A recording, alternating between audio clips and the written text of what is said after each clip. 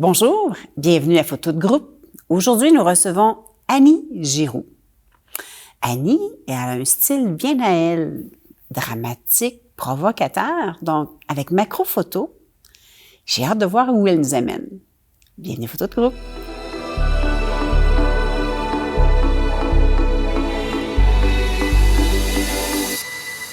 Bonjour Annie. Bonjour Brigitte. Annie, j'étais vraiment excitée de voir ce que tu allais nous amener avec la macrophotographie. Avant tout, peux-tu nous dire qu'est-ce que c'est que la macrophotographie? La macrophotographie, ça consiste à capter en image ce que l'œil ne voit pas nécessairement à premier abord. On capte les petits détails, on capte, ça peut être des petits insectes, mais de très très près.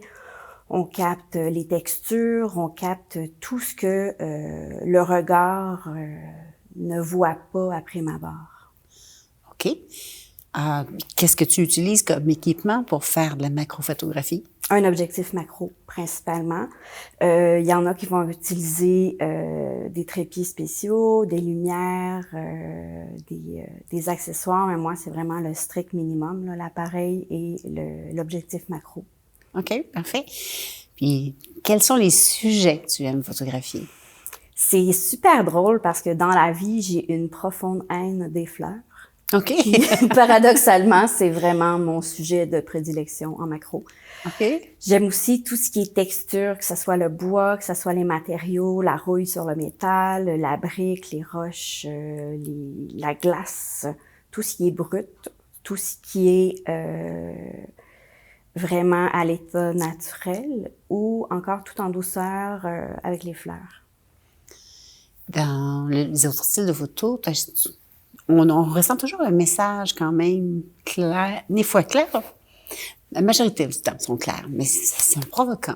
Est-ce que tu amènes ce même aspect-là dans la macrophotographie? Pas du tout. Pas du tout. Pas du tout. C'est ça qui est drôle. C'est vraiment l'opposé dans le sens où est-ce que c'est pas dans le but de provoquer, mais je pense que c'est dans le but de guider le regard sur quelque chose qui est inhabituel.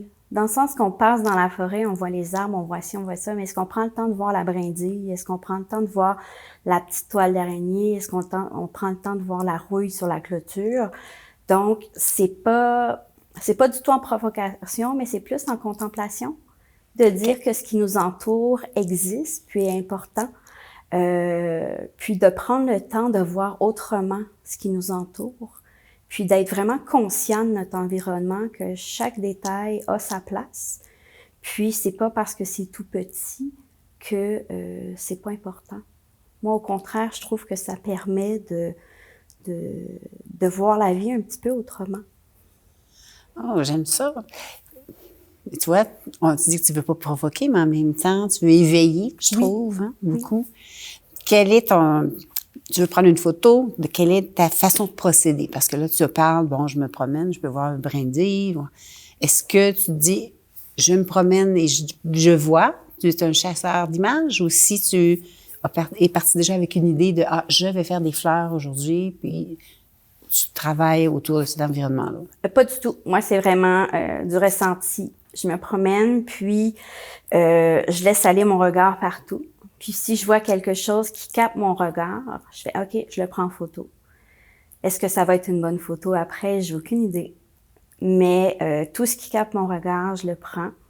Puis j'essaie aussi de voir au-delà de ce qu'on voit normalement. De dire « OK, est-ce que je me pense? Est-ce que je me rapproche? Est-ce que je me couche? Est-ce que je me mets à genoux? Est-ce que je regarde vers le ciel? » Puis c'est comme « Ah, il y a une araignée qui descend vers moi. » Il y a la feuille, il y a ci, il y a ça, la feuille qui a été rongée par les petits insectes, tout ça. Tu sais, je prends pas nécessairement d'insectes parce que, j'aime pas les insectes. Mais les traces que les insectes ont laissées, comme dans une feuille, une fleur ou quoi que ce soit, ça, j'adore ça. Donc, c'est ça, moi, je suis plus chasseuse d'images quand vient le temps de prendre la macro, tandis que je suis un peu plus conceptuelle, réfléchie quand vient le temps de prendre la photo dans un autre, que ça soit portrait ou paysage, tout ça. Mais en macro, c'est vraiment le ressenti, le regard qui se laisse perdre, comme si j'étais un peu dans la lune, puis que mon regard se pose un petit peu partout, puis que je me dis, Voilà. Fait que je peux me promener 4 fois au Boisé des Frères la même journée, la même semaine, puis je vois pas la même chose chaque fois. Ah, c'est intéressant, ça. Est-ce que tu amènes de l'éclairage additionnel ou tu joues juste avec la lumière naturelle? La lumière naturelle, ouais. Oui, j'ai tenté avec l'éclairage à la maison, puis ça a pas donné un résultat que j'aimais beaucoup. Ça demande... Je suis quelqu'un qui va plus au ressenti, ce qui fait que tout ce qui est très technique, ça ne m'accroche pas. Donc, avec l'éclairage, avec la position, avec ci, avec ça m'attire pas du tout. C'est sûr et certain que en forêt, si une brindille ou un petit bout d'herbe ou quoi que ce soit qui cache, qui cadre pas comme que j'aime, je peux le tasser un petit peu. Mais jamais je vais arracher quoi que ce soit. C'est vraiment l'état naturel, l'état brut, le plus simple possible, puis sans artifice, sans flaffeur. C'est juste tel que c'est. On parle de... Tu as parlé beaucoup de choses qui sont dans la nature. Les textures, ça peut être, je présume, une clôture. Tu as parlé de la rouille, tout ça. Est-ce que ça s'applique auprès de l'humain? Est-ce que c'est quelque chose que tu peux faire sur les animaux? Pour ceux qui se demandent que le macrophotographie, jusqu'où ça se limite? Ben, je pense qu'il n'y a pas de limite. Ça dépend de chacun, dans le sens qu'il y en a qui font des photos des iris, des yeux. Oui. Moi, j'ai pas cette patience-là. Ah. J'ai pas cette patience-là. Comment dire? J'ai pas tant expérimenté avec humains et animaux. Je suis vraiment restée un peu en silo, dans le sens que la photo de portrait, j'en fais, mais tu sais, je cadre normalement très serré.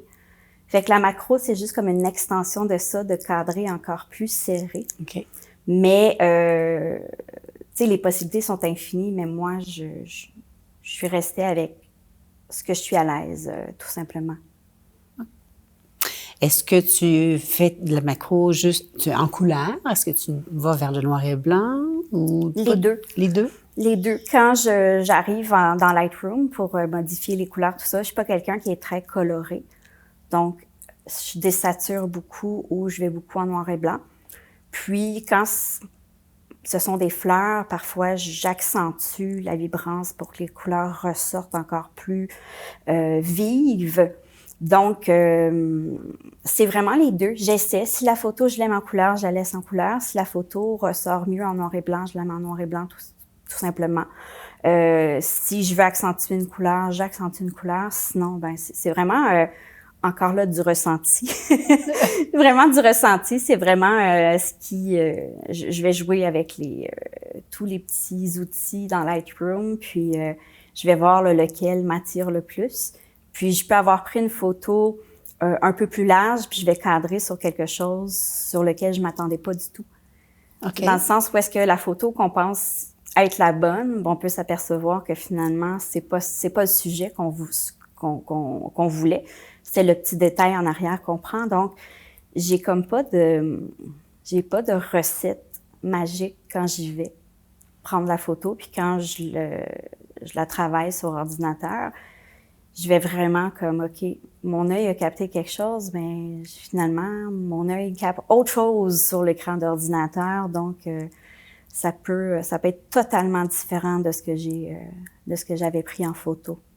Tu parles des fois d'un petit détail qui est échappé. Donc, ça se peut que tu aies soit allé au Boisé des Frères, tu prends une photo, puis à ton post-traitement, tu te rends compte, oups, il y a autre chose que j'ai passé et tu retournes. Non. Non? Mettons dans la photo, il y a quelque chose qui m'attire plus, donc je refais le cadrage. Ah, OK.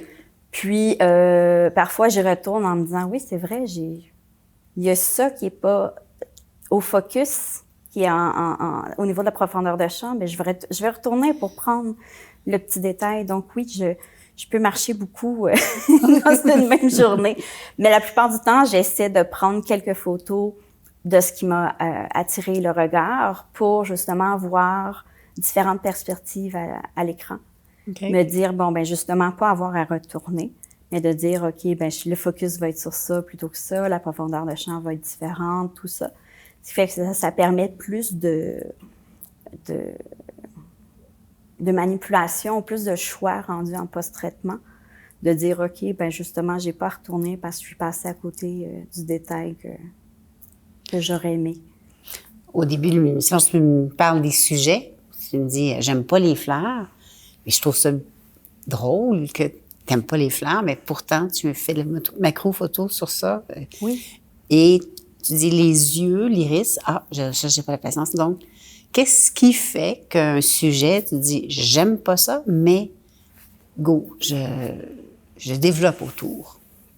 Parce que je vois pas l'entièreté de la fleur. Les plantes, les fleurs, ça m'attire pas, mais je suis quelqu'un qui adore les détails. Donc, un pétale, une petite mousse, une petite brindille qui tourne, ça, j'aime ça. Parce que ça me fait voir autrement la nature. J'adore la nature, mais les fleurs, pas capable. Mais justement, d'aller focusser sur un petit détail, c'est comme si j'oubliais que c'est une fleur, mais que c'est le petit détail qui m'attire. Le pétale qui est d'une autre couleur que les autres, ou on a du feuillage très verdoyant, puis on a une fleur derrière qui est orange, très, très vif. Donc, je fais « Ah, OK ». Fait que, tu sais, c'est comme un canevas, tout simplement, comme un autre. OK. Mais c'est vraiment la couleur, la texture. Tu sais, c'est pas tant le sujet qui m'intéresse, mais plus ce que je peux aller rechercher en tant que texture, en tant que couleur, en tant que petit élément dans un tout que j'aime pas. OK. Et puis, est-ce que, là, tu parles de post-traitement, excuse-moi. Est-ce que tu imprimes tes photos? Fais-tu des albums? Fais-tu des expositions? Quelquefois. J'en ai un petit peu partout chez moi. OK. J'en ai un peu partout chez moi, mais avec le club photo, on fait parfois des activités, tout ça. Donc, c'est sûr et certain que les photos sont imprimées.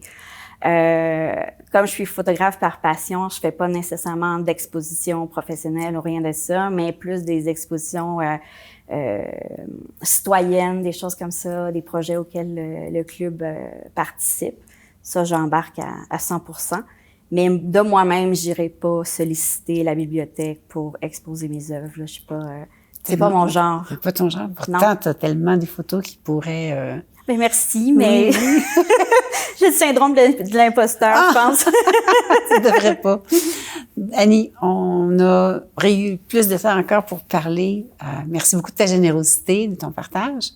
Puis j'invite les gens, si vous n'avez pas utilisé la macrophotographie jusqu'à présent, bien, essayez-le. Il y a façon de faire, sans nécessairement avoir des gros équipements. Il y a différents équipements possibles. Oui. Donc, osez le faire. Sur ça, je vous dis à la semaine prochaine.